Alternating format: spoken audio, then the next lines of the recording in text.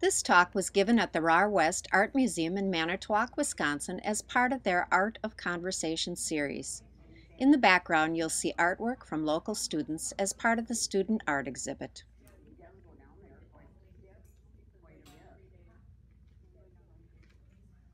Please join me in welcoming Jill Chadek.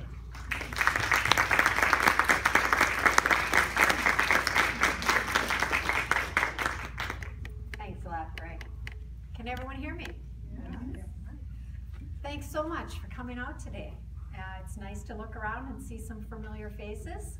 Some of you I know casually, and some know me in more depth and know my passion for what I'm doing. So today I want to give you an idea of felt making. It's fairly misunderstood, or people don't really actually know what felt making is. So I'm going to walk you a little bit through the history and how it has come to be and how we've gotten to the art form that it is today. We were fortunate to retire about 10 years ago, and since then I've been able to really explore artwork. I've dabbled in a lot of different mediums.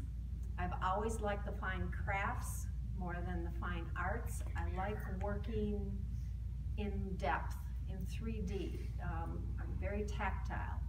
And my passion is color and texture. So I started out, I was introduced to doing silk painting, and I loved the tactile feel of silks and loved that I could paint and create on silk and create a nice flowing object. And then a girlfriend of mine called me up and said, I had a friend visit from out of town and she showed me felting. And we created felting and we went out to the woolen mill and I got some wool and I think it's something you'd really like. Come on over. So I went to her house and one afternoon we played with felt and I made an eyeglass case. And this is the case that I made that day. And there was something working with the fibers that fascinated me. So that's kind of how I got started. And from there, it's grown and run. So I've given you a little handout and you can take it home and read it at your leisure. But the first thing I say on there is the definition of felting. Felting is the process of working loose wool fibers together by agitating the fibers with heat, water, and friction. It's an exhausting, time-consuming process, and due to the barbs on the fibers, they entwine and lock together, creating a sturdy, strong, non-woven fabric. And I've got some samples up here. Later when we're done, you're free to walk around and look at things. I've got a variety of samples of different techniques that you can use with felt. And I'll be passing around a few things. But this is felt alone, where you're just working the fibers together. Then, as Greg said, in my self-teaching and looking into researching felt, I found that you could work felt together with existing fabric. And that's called nuno-felting. And the definition, it's working these loose wool fibers through existing cloth using the similar process. And during the felting, the wool fibers shrink, but the fabric does not, so it creates an interesting puckered effect. And as I said, I love texture, so that added another dimension to the work, and from there I was hooked. I'll pass these around so you can get a feel for what it's like. So today, since most of my items are nuno felted, using the silk or the fabric with the wool, that's what I'm going to be describing and walking you through the process of nuno felting. Wet felting would be the same, but minus the cloth. I'll give you a little bit of the history of felting. It is the first man-made textile. It originates before spinning and weaving, and there's archaeological evidence of it being around back to 6,000 BC. So people have been felting for thousands and thousands of years. But how did they discover it? They're not sure. There's different records on different continents about how they think it probably started. Most of them assume that these wild sheep or yak or animals with a woolen fleece, probably they found that, man found that their fibers were matted sometimes, or perhaps they got hooked on barbs from a bush or thorn and left behind these fibers and fleece that they found were very soft and compact. People were wearing hides, and probably in colder areas they were binding their feet with pieces of hide. And it's most likely found or thought that they took this fiber and probably wrapped it around their feet and bound it with the hides, and then with walking, with the moisture of your foot and the heat of your foot and the friction. Remember I said felt is the process of moisture, heat, and friction, working those barbed fibers together. And they probably found that that made a mat in their shoes, and obviously tried to figure out a way to make that into larger things. The nomadic tribes had herds of camel, sheep, goats. They would have probably been the first to really start utilizing wool and felt in any way. And the types of items they made and still make today are blankets, rugs, boots, and I don't know if you're familiar with some of the nomadic tribes live in yurts. They're round dwellings. Those dwellings are made from felt. So it's been in use for many in many civilizations and for many centuries. It went on then to be made into boots and a variety of hats, and depending on the locale or the continent, the hat shape may have defined whether you were a king or a nobleman or just a commoner. Even clergy use them. So it's been used continuously for centuries in other continents. But there were no sheep that are natural to North America. Columbus in his second voyage brought the first sheep to America. But when we settled America first, England had set the rules, and we could only export raw materials. So they were exporting beaver hides and things. But then with the American Revolution, then we had our freedom. So then we could start producing things out of the fur, and by then we had more sheep colonies, and were then started to produce for our own usage. Felting then gained real big popularity during the Industrial Revolution, because then we had machines to do the felting process. So then felt was in large usage then. But it's slowly fallen out of favor. And so for many years, we didn't see a lot of felt work. But it's gaining a resurgence.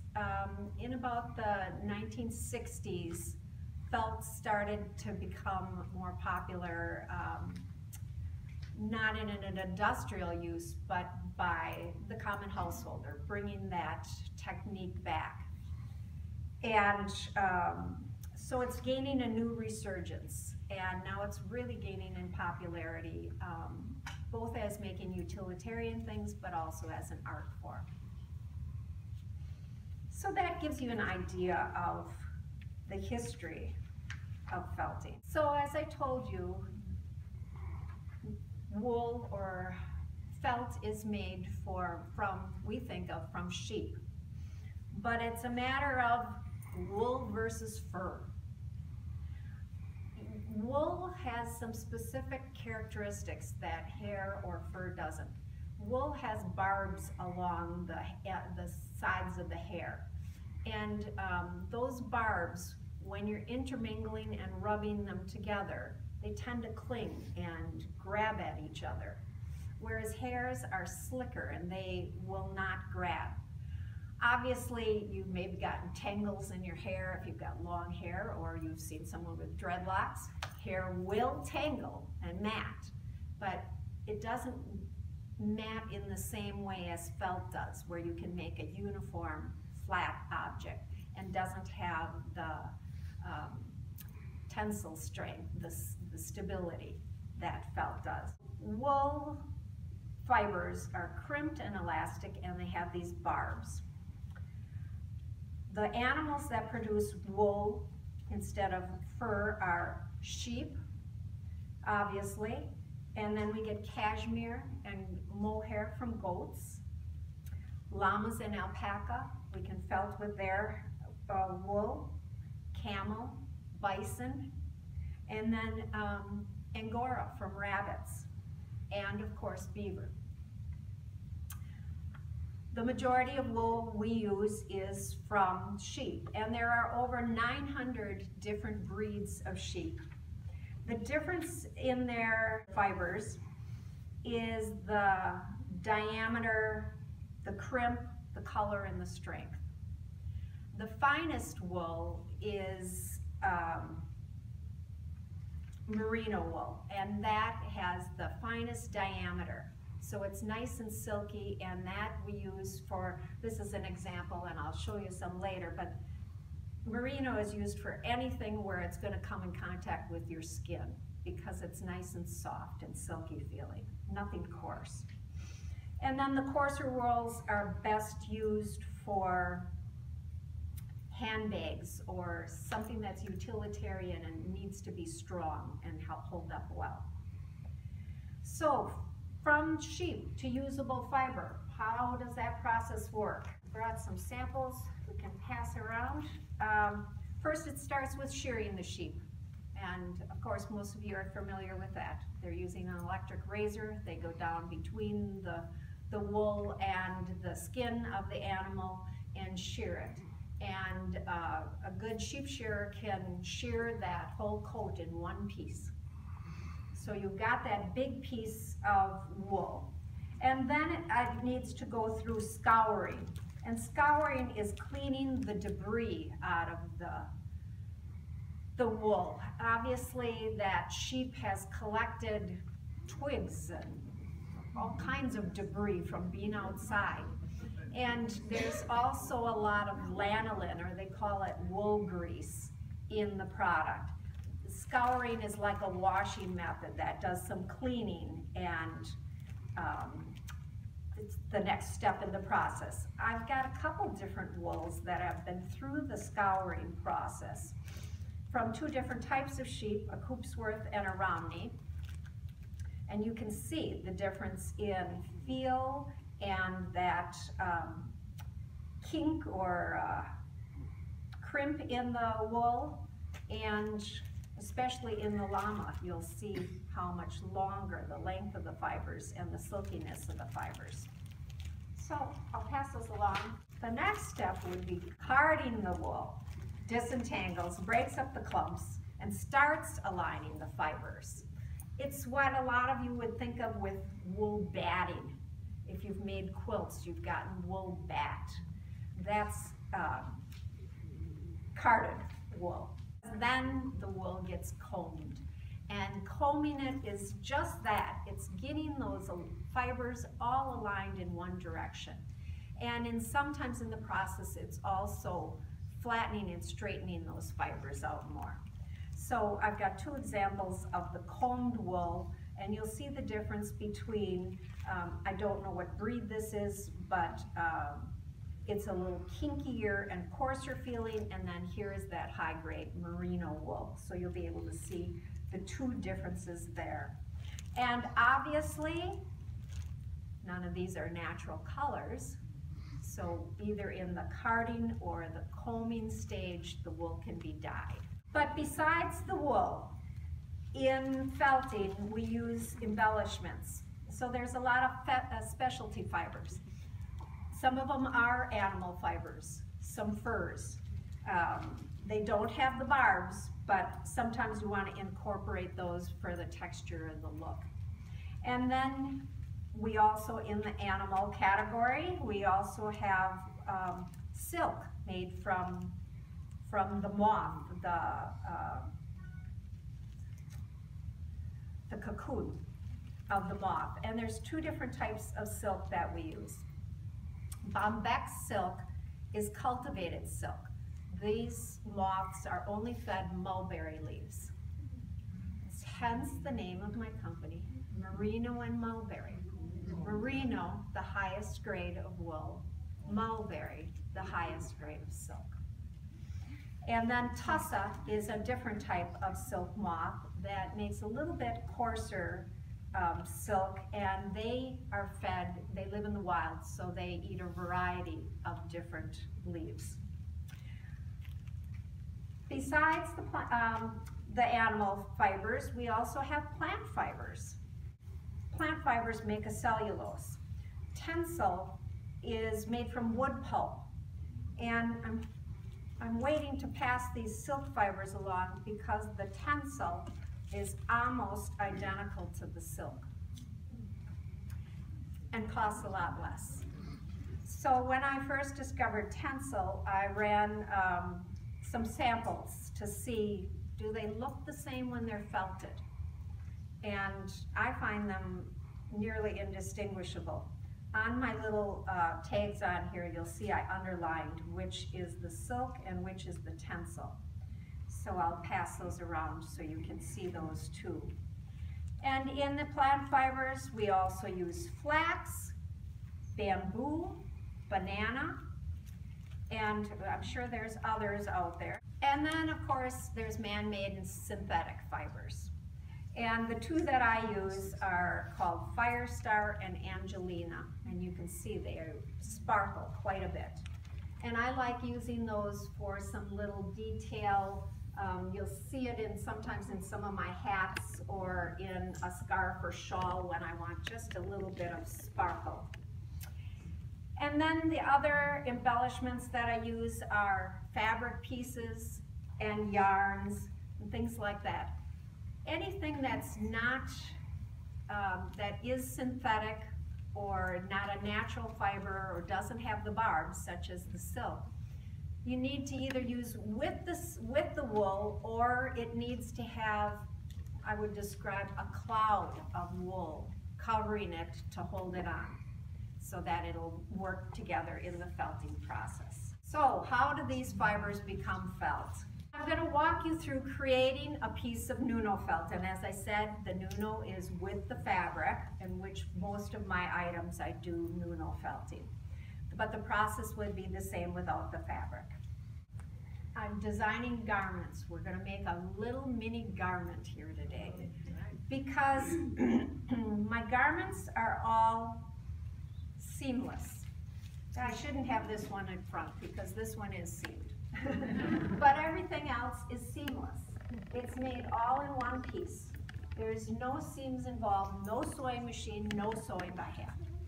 So we'll walk through how I create a garment.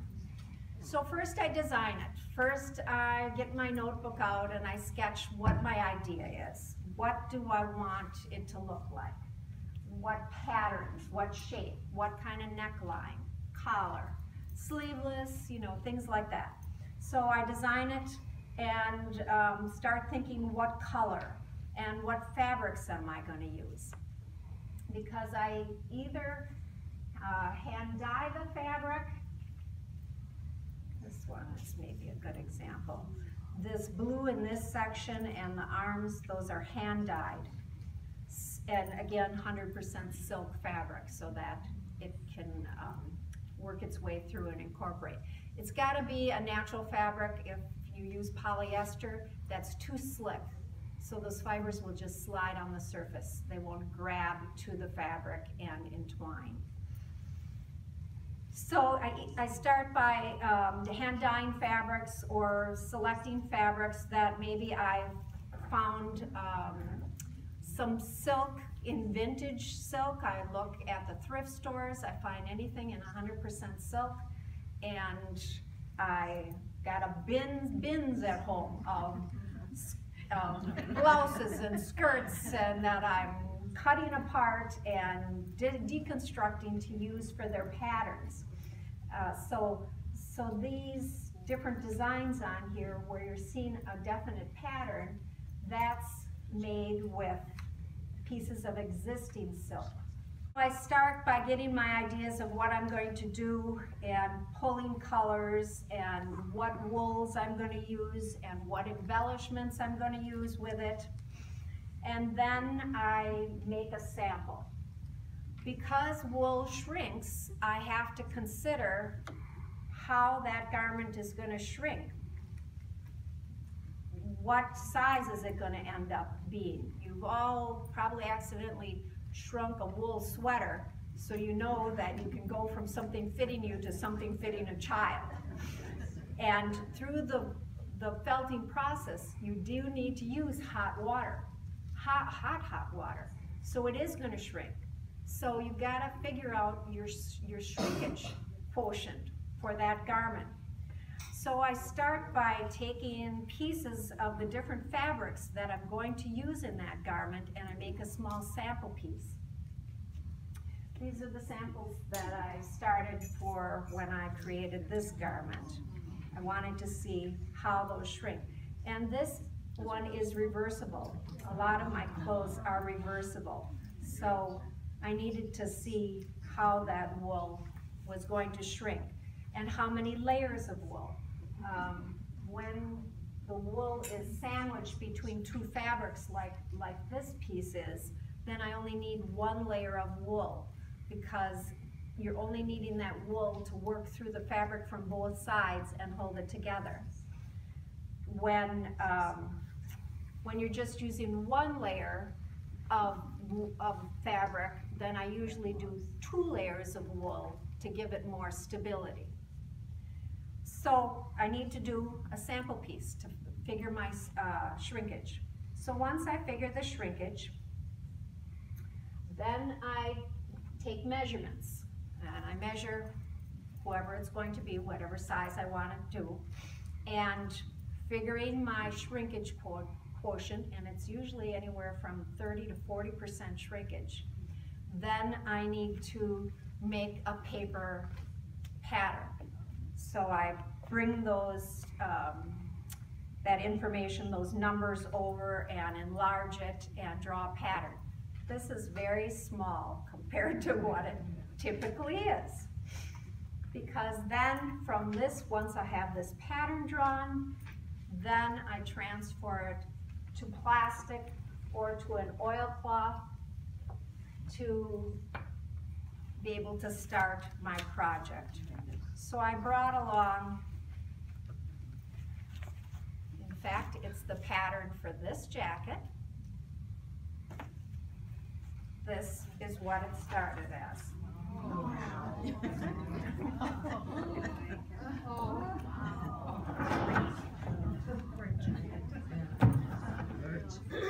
So a pattern can, and this is a short jacket, so anything longer takes even more space.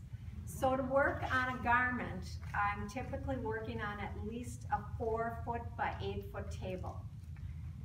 So when we walk through the process today, you'll see how quick it goes when I'm making a little one. But keep in mind that normally I'd be working on something this huge size. So it takes a long time for layout, and in fact, I'll just lay this back here if anyone wants to see it later. And then jackets, the plackets fold over each other. So I've got to take that into consideration too.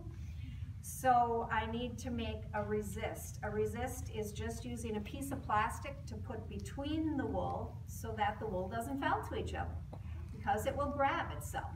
And remember, we're making this seamless, so it's going to come around and it's got to overlap. So then I make a piece that's going to fit in where the neckline would come across, and a pattern that I can follow And you'll see once I do the little sample. So I've miniaturized, or we'd be here for days, because a jacket, a garment can take me up to a full week to make. So we're going to make a very little one, and also for ease, it's going to have one piece of fabric, not all these piecework like I like to do that gives all the texture and variety.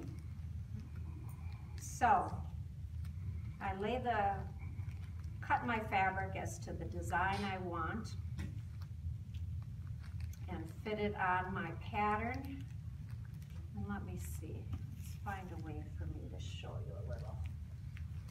Put this white behind it. Can you ask what piece are you using for your base there? What is that piece? This side? Yeah, the color. So I'm using, like I said, a lot of, depends what I'm making, if I'm hand dyeing a piece or this is a piece from a skirt, but it's 100% silk, so I cut it to fit. And that's what I would use pieces of silk to piece my design. But I want to lift this to show you. I don't know if you can see through to see my lines underneath. But to get that seamless effect, I need to extend past my side seams, past my shoulder seams, but not past my armholes or collar or the bottom, because the pieces I'm extending past will then be wrapped around and go to the front of the jacket when we work it. And you'll see as we go here. So, laying this fabric out, I like spritzing it with a touch of water. It kind of holds it in place, a little bit like glue. For ease for you to see what I'm doing today and what the two different layers, I'm using two different colors of wool. This is called drafting. When you pull the wool off, let's get it started to get a square end. Does it show against my black how fine that I'm pulling the drafting, the draft of wool. So where I extended the fabric past the edges, I'm also extending the wool past the edges.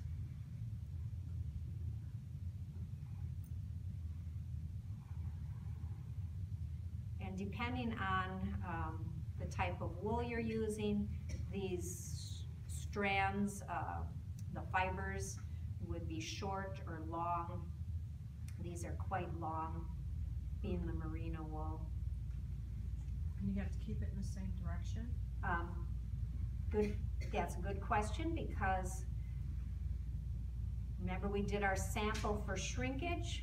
We have to do the same as we did for our sample. In the sample I did 2 layers, and to encourage felting, them to felt better, I'm doing 2 directions so that it's gonna felt easier and it will shrink equally. When I buy the wool, it comes in long strands like this. It's called wool roving, and it's wide, so I split it in pieces to work with it. But like I said, in a garment where I'm just using, I'm using a fabric on each side, or a reversible garment like the one I showed you, or this top, I'm only doing 1 layer of wool, so I definitely have to make a sample because it's going to shrink in the direction that the wool is laid. So this is good enough for our little sample. So I've laid the wool out, and I'm going to just pat it down gently to get it to stay in its spot. had a little touch of moisture there, and you want your hands dry, because if you touch that wool you've laid down with any dampness, it's going to grab to your hand and come off. And now I'm using another color just so you can see, and I'm going the opposite way. Now the wool intermingles, but when you do 2 layers in 2 different colors, you will, the first layer, you will see that color slightly more through the fabric, and the second layer, depending on the thickness, will stay the color of the interior.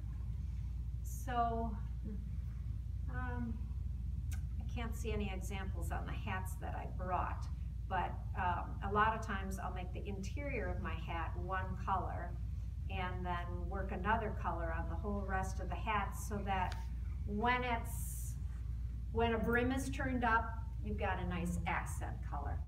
If someone wanted to add just some of the roving to something you already have, what type of fabric would you have for that to cling to? For it to cling, natural fabrics, silk, cotton, linen, wool to wool, yes.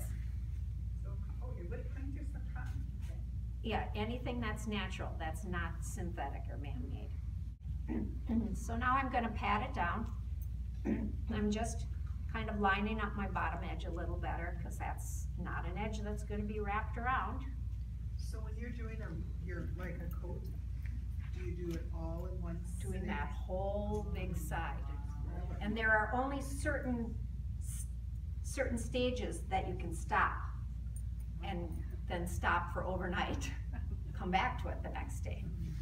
And you can't leave, I'm going to show you that we're going to be starting to work with soapy water, and you can't leave the soap in the wool for too long, because it will start disintegrating the fibers. So now I've put a piece of netting, like a screening. A lot of people use tulle. I like using a mosquito netting, or this is similar. It's nice and silky, so it's not going to grab the fibers as much. And then to open the barbs on the wool, to encourage those barbs to open, we use soap, because soap changes the pH. So I'm spraying it with some soapy water. I put that netting down to hold everything in place. If I would be spraying with the water bottle, those fibers would want to blow around. So that holds it in place, especially if I've done a lot of detail, like the vine on that jacket. I don't want it all of a sudden out of place. So I wet it down, and then I go over the whole thing, patting it with my hands. Gently. This way I can feel, are all the fibers absorbing the water. And then next,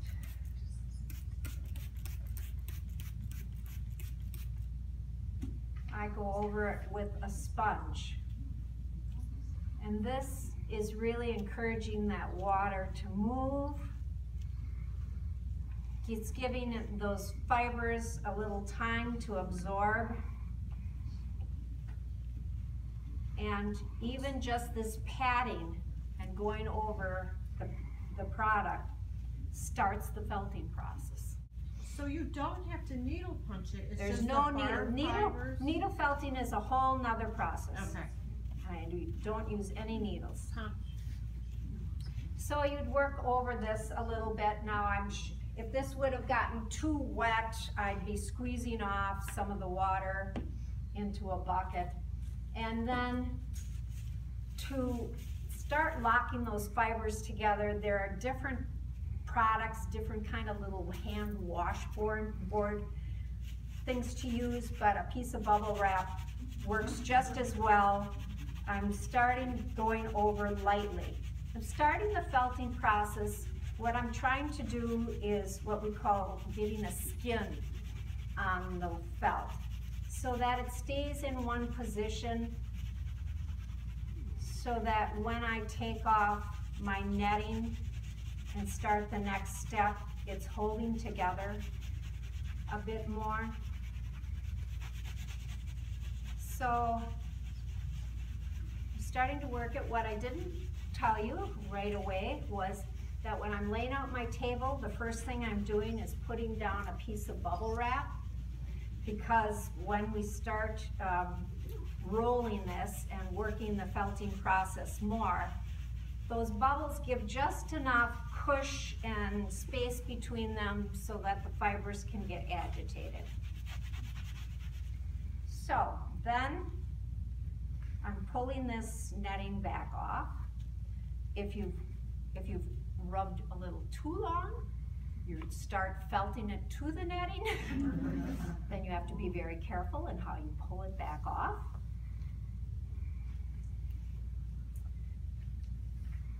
But now I've got my project started to hold together. I would still be able to pinch this wool right off, but this is the first stage. I'm covering it just with another piece of plastic, just to kind of make a sandwich, just to hold it together, because we're making this seamless. So how would I flip that giant pattern that's now wet and heavy, but it's not secure? I need to work on the other side. So by taking another piece of this lightweight plastic, I'm kind of making it sandwiched between, and the moisture holds it together.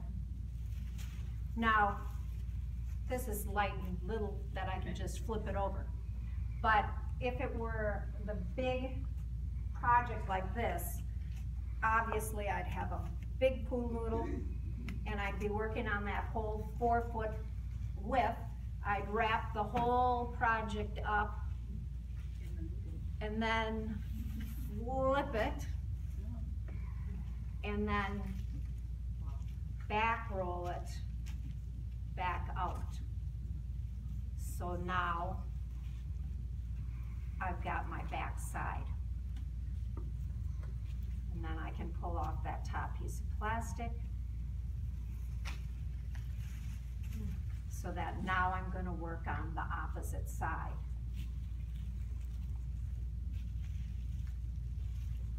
So this is how it looks when I flip it over, because we went past the seams.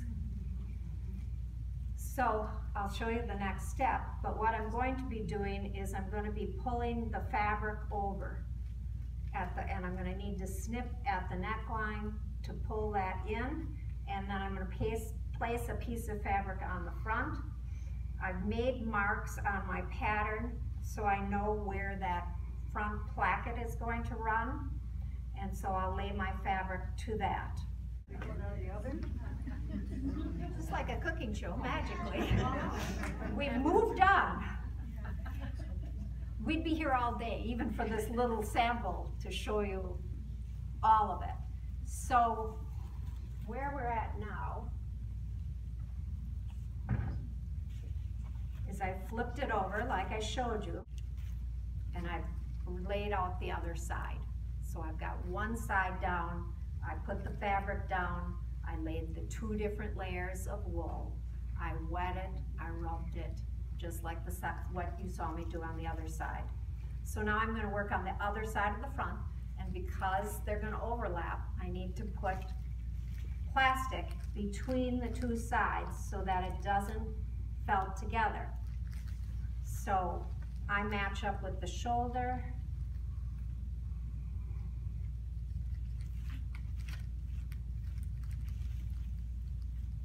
so now I'm ready to work on this side, the left side of the jacket. So now, working the other side, I'm pulling the fabric away from the wool.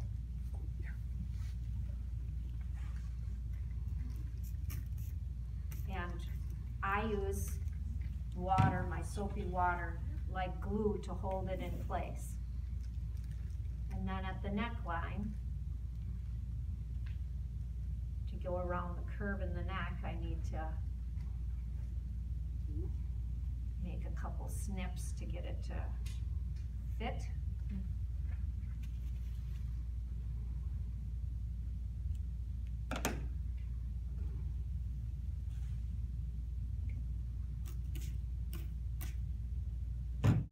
Do you have to use a natural soap too, or? It can vary. A lot of people swear by olive oil soap, and you can get the bar of olive oil and then grate it and soak it to soften it up and dissolve it in water. But a great majority just use a dish soap, which I use. I find one that is soft on the hands and environmentally friendly, so it has less chemicals in it, so it's not as harsh on the wool. So now I've laid that piece of fabric down, or multiple pieces if I'm laying out one of my typical jackets. And then I do the same on this side, laying my wool fibers one way, one direction. And here I'm only going up to the edges. I'm not going beyond the pattern. I'm going up to the edges down the placket and the bottom and the sides, because I've already got that extra from the front that was going to wrap around. So now, because I did two different colors, I would now, after the first color, I would pull those fibers over from the other side. You can stretch them a little to go around the curve at the neck.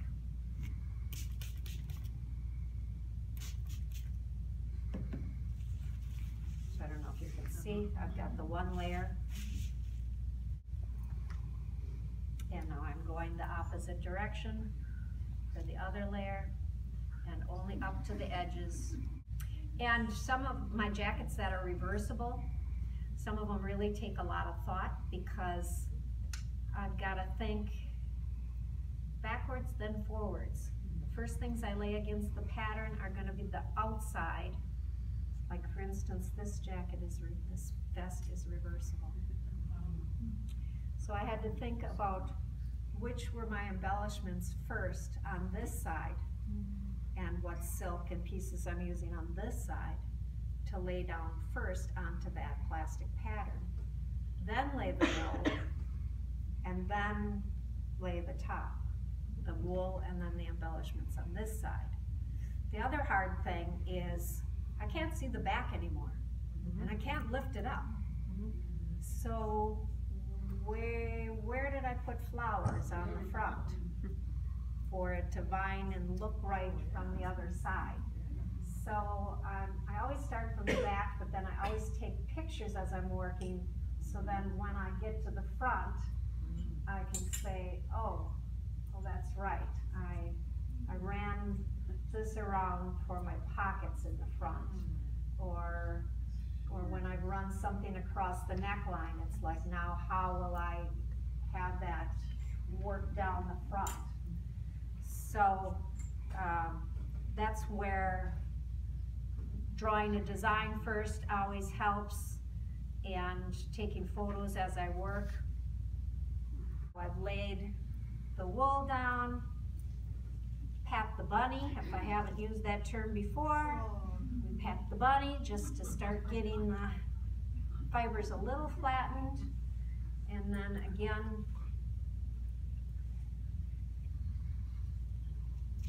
cover it, wet it, pat it again. I'm trying to move us ahead since this is taking time here. So again, I'm going over it with the sponge. I'm going over it then with a slightly abrasive. So now when I have my whole project done, you can see I've got some wisps hanging out the sides, whereas I don't on the other edge. Here's where I can clean up a little and just pull those fibers up on the armhole the neckline, and then at the sides and the shoulder, I kind of lift and like tuck them back behind so they can start felting in with the back side. So then the whole thing is laid out. Now we've just slightly felted the whole thing to keep it together, but now here's where the work process begins. So then, again, lay a piece of plastic on because you don't want it sticking to itself.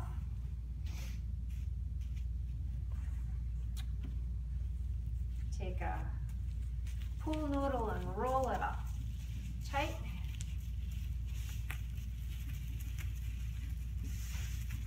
And remember, I've got that large thing, so it's large, it's big around. To keep it where I can handle it, I take old nylons, tie the package up to hold it together. And then comes the back-breaking work. Because to encourage felting, you're gonna roll and roll and roll and roll. That's your workout. And roll. You can sit in a chair and roll with your feet. In ancient times, in some countries, when they're making like big yurts and things, I don't know what they use for a core, but they've got it tied through the center, and they drag it behind a horse or a mule. And so they let that whole big package go rambling around the neighborhood because they're making big rugs, big sheets. So you're gonna roll and roll and roll. And in between, you're gonna open it. You're gonna start rolling from the other side because you know, maybe one sleeve is now on this end and the other was all the way to the center. So to get it rolling evenly, then you switch and you roll from the other end. And after you've rolled a while, you pull your plastic back and you check it, or the top plastic can come off at one point. But this was the part that had me not liking felting at all. So I did some research on the internet and found that there are rolling machines. Most of them are commercial grade and start at like $6,000–7,000. So in my research, I found a gentleman out in Idaho who was making one for a home hobbyist. He was just in the designing stages because his wife raised alpacas. And so she wanted an easier way to do it and didn't want to spend $6,000. So with a lot of whining to him that, oh, I need one of those machines, when are you going to have it done? I became one of his testers. He said, I'll send you a small machine, you work it, and you tell me how we can improve it. Nice. So that's how I started using a felting machine. And then the magic of cooking show. And then once he was ready to go to market with it, he said, this I'm just built for my wife. I'm a pilot. I don't really want to sell these things. You seem so enthusiastic. Would you be my rep? Oh. So I started selling them really just on the internet, and I sell them all over the world. And a year ago, he contacted me, that started in 2012. A year ago, he contacted me and said, I really don't have any interest in continuing to do this. Oh boy. Do you want to buy the rights to the machine? So I now own the Easy Felter rolling machine company. The part I enjoy is that I get calls and contact from felting artists around the world, asking questions or sending me pictures of what they're doing. So that's really, really enjoyable. So now we've been rolling and rolling and rolling.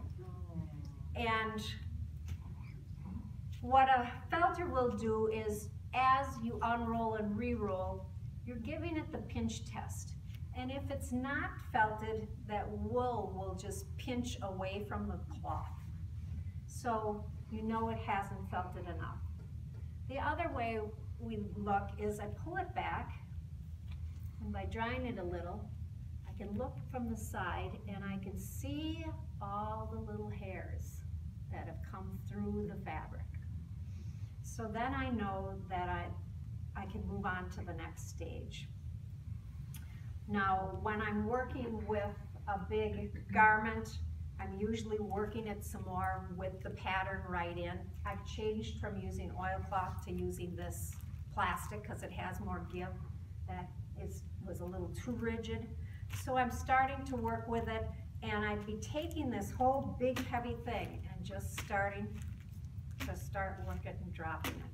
You're shocking the fibers to want to start crinking and grabbing, and you're starting to harden the fiber. I'm going to pass this around so that everyone can see what it feels like at this stage. So let's pull this out. So I'll send this around right now. But what I would be doing is, it's held together, but it's very fine yet, and it's soft, and it hasn't shrunk. So I'd be dropping it. It's a gentle way of starting to encourage those fibers to grab. Once it feels like it's really starting to get stable, then I'd be dropping it more. Then I'd be shocking it. I'd be using hot water and some more soap, and really almost getting a lather and kneading it. You could work that fabric and putting in hot water again, and you keep working it until you find that those fibers start shrinking and tightening. And when you've got that tightening, you'll see how you've got the pucker in the fabric, and that piece I passed around, and you'll feel that it's hardened, that it's really gotten tight. And then you're going to rinse and get the soap out, because you need to get that pH back to normal. So you really rinse well with a jacket. It takes a lot of rinsing to make sure you're getting all the soap out. And then you soak it in a little vinegar water that brings the pH back and takes out any soap residue. And then I've got a product that's got a little lanolin in that I soak it in, that puts a little of the lanolin back, so it gets it back to a better feel, a better hand. Then your final product. You roll it up in a towel, you squeeze it out, you roll it in a towel to get out any extra moisture. So I rolled it out, and in between here, when it's damp, if I want it my size, I'm either trying it on, or I've got a sewing mannequin that I can adjust sizes, and I've got her covered in plastic. Pin it on the mannequin and let it dry in that position, because the position you have it in when it's drying, it will keep that shape, just like these hats. When I folded it and crimped it in that position, if I let it dry like that, it will hold it. So this is our finished product. And as you can see, there's a bit of shrinkage. The color that we used last is the color that you'll see on the inside. And most of the color coming through was the gold, but a little of that burgundy will come through too. You have to take that into consideration with your final product too, because when I was making this vest, the centerpiece of fabric was very bold, very true primary colors, really red, really pink, and it was like, wow, this is really, could be gaudy. But I used a navy blue. on the back and to come through. And so those fibers are going to come through your fabric and change the look and the color. And it changes the pattern too, because it's puckering it all up and changing the size of the pattern. So as you can see, I make a variety of things. I use different wools in what I'm making. The coarser wools, like I said, for hats, for the hats, for handbags, for slippers, mittens, heavier. But the merino, whenever I'm making something you're going to wear to your skin. There are a lot of different techniques you can then learn and use in your felt making. So I've got some little samples of some different techniques. So you can make little spikes and things. These are cute on a hat. This blue hat has a spike on top. And you can make smaller felted, just like flowers and things. The slippers are flowers. You can do cut work into felt, which I've used on the front of this vest. So what I'm enjoying about felt making is I haven't gotten bored.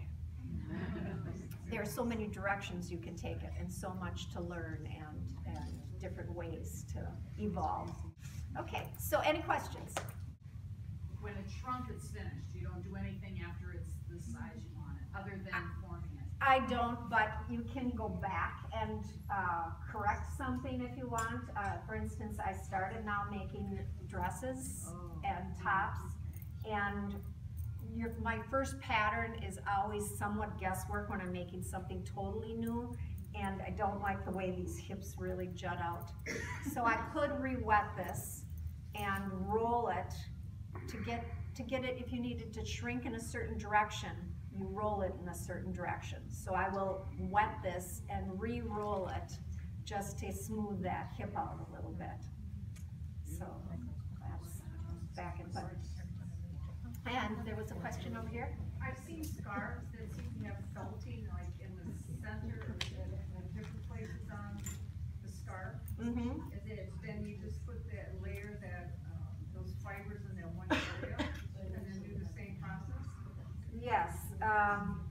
This blue scarf that's buried is probably a better example of that, where a lot of my shawls, I let more of the silk show through, and I just lay wool in and fabric in a variety of places, and then the silk shows through, and then you've got that pretty back of that puckered silk. But you go through the same process? Same process, yes. Anyone else? Yes? I was just wondering, are these cleanable? Yes, they all can be cleanable. The jacket even could be submersed and washed. I don't suggest that to anyone except a felter, because you've got to go through reshaping and letting it hang right to get it to dry. But any of, so those I always say dry clean, but any of the smaller shawls and scarves, yes, can be just washed like you would wash your pantyhose like we used to do. Anything else?